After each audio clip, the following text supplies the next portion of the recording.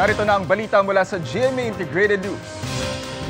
Itinaas na ang wind signal number 5 sa eastern portion ng Babuyan Islands dulot ng Super Typhoon Egay. Sabi ng Pag-asa, aabot ang lakas ng hangin doon sa lampas 185 kilometers per hour sa loob ng 12 oras. Signal number 4 naman sa northeastern portion ng mainland Cagayan at natitirang bahagi ng Babuyan Islands. Signal number 3 sa northeastern Isabela, natitirang bahagi ng Cagayan, Apayao, eastern portion ng Ilocos Norte, northeastern portion ng Kalinga at Batanes.